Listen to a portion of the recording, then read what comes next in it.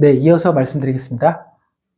그리고 이제 직영점을 운영하면서 가맹사업이 하나둘씩 늘어나면 그쪽에 아무래도 이제 어느 정도 신경을 좀 많이 써야 되죠. 그러다 보면 직영점만 운영하시는 마인드로 가맹사업을 하시는 거는 아니거든요. 직영점은 내 사업이고 가맹사업은 크게 내 사업이지만 각 가맹점 사업자들 그분들의 사업이거든요. 그분들의 사업을 도와주고 하는 부분이 있기 때문에 신경 쓸 것도 많고, 그래서 최소한의 어떤 사무 공간도 필요하고요. 기본적으로 좀 문서 작성을 할 수 있는 노력도 좀 하셔야 하고, 직영점 업무가 과거에는 100이었다면 한 70 정도로 줄이시고, 그리고 나머지 30은 가맹점 쪽에 집중을 하시는 게 필요하고요. 물론 가맹점 수가 많아지면 나중에는 크게 정반대가 될 수도 있겠죠. 7대 3이 3대 7로 이렇게 갈 수도 있고, 그렇게 되면 가맹사업이 활발하게 되는 거라고 보겠죠. 그리고 이제 대부분 문의 주시는 분 중에 그럼 가맹점 모집은 어떻게 해야 됩니까? 라고 물어보시는데 사실 뭐 정답은 없어요. 제일 빠른 거는 마케팅 비용에 돈을 많이 쏟아 부으면 가능하죠. 그런데 현실적으로 그러기에는 어려움이 많죠. 직영점 운영에도 돈 들어갈 것이 많은데 마케팅 비용에 집어넣는 것은 소상공인 분들이 그렇게 하시기에는 버거우시니까 저는 최대한 직영점 운영에 집중하고 직영점 운영에 대해서 평판 관리도 잘 하시고 매출 관리도 잘 하시고 하게 되면 누구나 가게를 한번 해보고 싶은 생각이 들잖아요. 그래서 SNS라든지 네이버 스마트 플레이스에서 우리 점포 관리라든지 주로 온라인 쪽은 뭐 돈이 많이 들진 않으니까 그쪽으로 좀 공부도 하시고 그 다음에 내 브랜드에 관심 있는 어느 정도 가맹 고객들이 있다고 생각이 되면 창업 설명회 같은 걸 통해서 개별적으로 상담해서 하실 수도 있고, 더 준비가 되면 그때는 프랜차이즈 박람회라든지 이런 쪽에도 시도해봐도 되고요. 영업대행사라는 데도 있어요.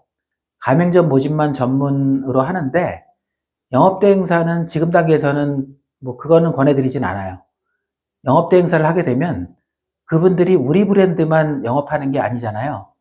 그렇기 때문에 상대적으로 우리 브랜드 인지도가 없기 때문에 영업대행 하시는 분들도 우리 브랜드를 가맹 영업하시려면 더 노력이 들겠죠. 그래서 이 부분은 권해드리질 않고, 또 영업대행사 분들도 돈을 받아가야 되는데 사실 초기에 우리가 가입비라든지 교육비 뭐 이런 것도 많이 못 받는 상태에서 그분들한테 오히려 사장님의 호주머니에서 빼서 줘야 되거든요. 더구나 충분히 준비가 안 된 상태에서 외부 조직을 통해서 가맹점 모집을 하게 되면 경험이 많은 영업대행사에게 휘둘리게 되고 불안전 판매라고 하죠. 내가 고민하고 설계한 내용대로 계약이 이루어지지 않고 급하게 계약 조건을 바꿔야 한다든지 계약 후에도 가맹점주와 본사 간 커뮤니케이션이 잘 안 돼서 분쟁이 될 수도 있습니다. 이런 현실적인 부분 때문에 말씀드리는 거고요. 그래서 예를 들어서 외식업이다. 그러면 외식업 가맹사업을 하면서 얻을 수 있는 수익은 뭘까요? 당연히 가맹계약 시 가입비, 교육비 등 이런 부분이 있고, 외식업은 식자재 공급을 통해서 얻는 마진이 대부분일 거예요. 이 부분을 어떻게 할 거냐 하는 것은 사실 처음 시작하시는 분들한테 제일 고충인데, 크게 자기가 직접 생산해서 공급하는 방법이 하나 있을 테고요. 또 하나는 외주를 주는 방법이 있어요. 많이 놓치시는 부분이 소스다, 다대기다, 뭐 육수다 이런 것들을 다 직영점에서 만들고 이걸 가맹점에 그대로 주려고 하거든요. 근데 그거는 식품위생법상 안 됩니다. 자기가 생산해서 가맹점에 공급하려면 식품 제조 가공업 등록이라는 걸 해야 돼요. 식품 제조 가공업 등록을 하고 그 생산 설비에서 절차에 따라서 공급을 해줘야 되거든요. 그러려면 또 물리적인 공간, 물적인 설비도 필요하죠. 이런 것들을 우리 주방에서 하려고 하면 안 되고 일정한 장소에서 시설을 갖추고 특히 위생 쪽에 강화가 되는데요. 식품 제조공업 등록을 하려면 또 투자 비용도 들고 하니까 보통 많이 하시는 방법들이 외부 식품 제조 공장을 통해서 가맹점에 공급을 하는 거예요. 그래서 우리가 제공하려는 식자재 품목을 보면 크게 강제 품목이 있고요. 권장 품목이 있고 자율 품목 이렇게 세 가지로 나눌 수 있는데요. 보통 전용 상품이라고 하는 것은 강제 품목으로 설정해요. 우리 고객한테 판매하는 식품을 포장해 준다거나 뭐 이런 것은 상관이 없는데 그걸 갖다가 유통하는 중간 사업자한테 주는 것은 불법입니다. 여러분들 많이 들어보셨겠지만 즉석 판매 제조 강업업 신고라는 것도 있어요. 즉석 판매 제조 강업은 소비자한테 공급이 되는 건데요. 소비자한테 온라인으로 판다거나 매장에서 주문을 받아서 택배로 보내달라고 하는 경우입니다. 이런 경우는 즉석 판매 제조 강업업은 신고사항이니까 그래서 신고를 통해서 진행을 하는 거예요. 그래서 제일 조심하셔야 될 게 우리 매장에서 만든 음식을 가맹점에다가 풀면 안 된다는 것 명심하셔야 됩니다. 앞에서 전용상품 얘기를 했었는데 가맹점이 우리한테 공급받지 않고 다른 식자재를 쓴다거나 다른 데서 조달을 해서 쓰면 그건 가맹계약상 위반이 되는 정도의 중요한 핵심 요소거든요. 그래서 그 부분들은 우리가 직접 제조를 하거나 아니면 외부 공장을 통해서 공급을 받는 거죠. 예를 들어서 소스류가 많을 텐데 소스류다 그러면 소스 공장이 있습니다. 소스 공장에다가 우리 레시피를 주고 주문을 하는데 거기서 처음 부딪히는 것이 최소 물량 보장을 해줘야 돼요.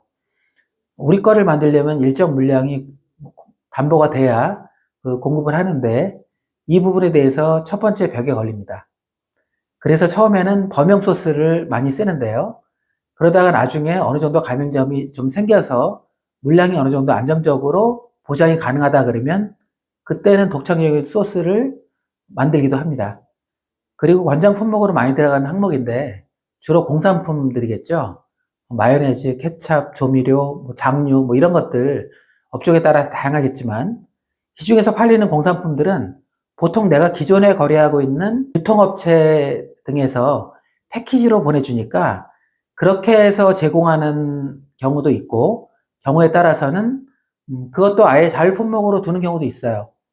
예를 들어서 장류다 그러면 직영점과 동일한 맛을 내기 위해서 특정 브랜드 거를 써야 되는데 그거를 제한을 두지 않으면 우리 레시피가 준수가 안 되고 맛이 좀 달라질 수가 있겠죠.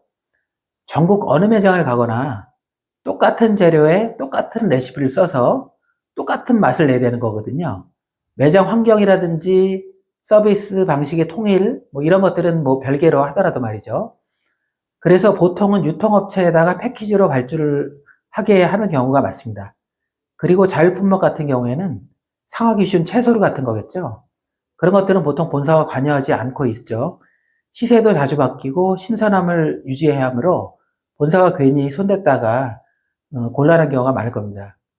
요즘은 가맹점 하시려는 분들이 식당 경험이 많고 하시는 분들은 뭐 그렇지 않은데 직장을 다니다 퇴직해서 프랜차이즈 창업을 한다? 그런 분들은 음식을 잘 모르고 식재료라든지 뭐 이런 것들도 잘 모르기 때문에 본사에서 그렇게 유통업체를 알선해주고 그쪽에서 공급받는 게 훨씬 나을 수 있습니다. 편리하기도 하고요. 다만 여기서 조심할 거는 그 공급하는 단가. 예를 들어서 특정 브랜드의 간장인데 이걸 본사에서 강제로 사야 되는데 만일 이걸 가맹점이 인근 마트나 온라인으로 5,000원에 살 수 있어요. 그런데 우리가 거래하는 유통업체를 통해서 공급하는데 5,500원인 경우 그에 상당한 차익에 대해서는 본사가 이득을 취하고 뭐 이런 형태 뭐 그런 건 이제는 안 돼요.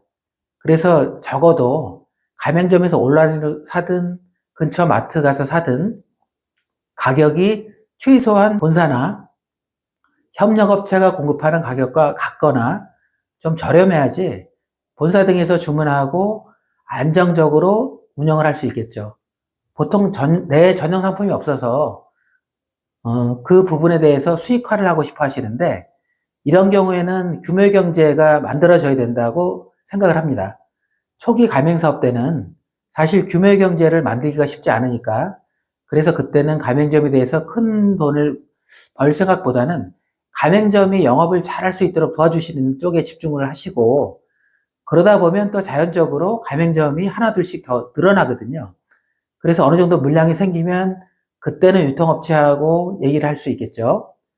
우리가 작년에 예를 들어서 얼마를 공급을 받아서 썼는데, 뭐, 올해는 가맹사업을 하면서 얼마 정도씩 실제로 발주를 하고 있고, 올 연말까지 얼마 정도 몇 배가 늘어날 거다.